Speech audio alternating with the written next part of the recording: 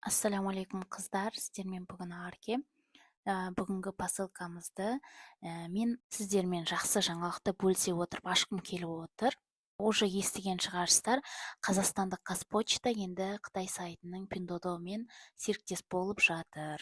Әзірге заказ бермейміз Қазпочтамен, себебі логистикалық қызметтері дайын емес.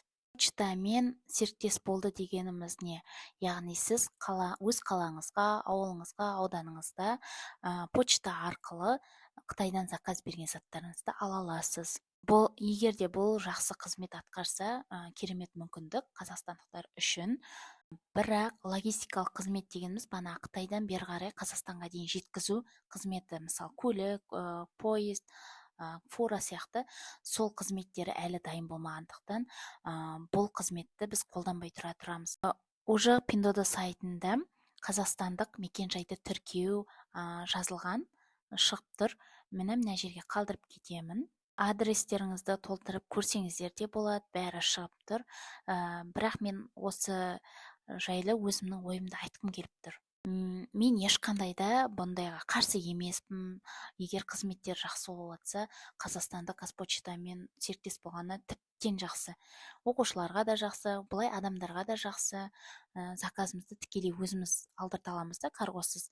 Но ескерте кететін жай, меніңше тым ұзақ уақытта алу мүмкін Қазпочтаның уақыты. Себебі Қазақстанның өз ішінде Қазпочтамен 7-10 күнде келіп жатады. Енді Қытайдан білмеймін қанша күнде келеді. Мысалы біз Алиэкспресстен аламыз ғой, онда кішкене товарлар Пиндодаға қарағанда қымбатырақ. Кейбір заттар арзан болады, бірақ доставкасы бағанағыдай қымбат болады бар ғой. Сондай сияқты болып кетуі де мүмкіндік. Пиндодо ол кезде бізге тиімсіз болады. Қазақстанның өз ішінен алған жақсы болады. Енді Аллах қаласа жауабы осы 5-6 айдың ішінде логистикалық қызметті істейміз деп жатыр. Хабарын айтады. Каналға тіркеліп лайк басып қойыңыздар. Ең бірінші жаңалықты сіздермен бөлісетін боламын. Тіркеліп қойған өз карголарыңызға заказдарыңыз сала берсеңіздер болады. Себебі Қытай уже демалыстан шықты. Рахмет. Енді мына жерде распаковкама бөліссем. Бұл менің қызыма алған юбкалар, әртүрлі түсті, садикке сұрайды. Ақ рубашка. Бағаларын жаза кетейін. Ақ рубашка 1300-ге алдым. Жасыл көк мен көк юбка бір магазиннен, екеуі 1430 теңге болды. Ақ, қара, қызыл юбка бір магазиннен, олар үшеуі қатар 5600 ба, сондай болды. Доставкасына маған өте арзанға шықты.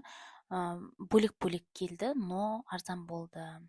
Качестволары күшті, ұнады. Тек мына жасыл мен көк юбканың кішкене просвечивать етеді. Қалғандары өте керемет. Каналға тіркеліп лайк бас.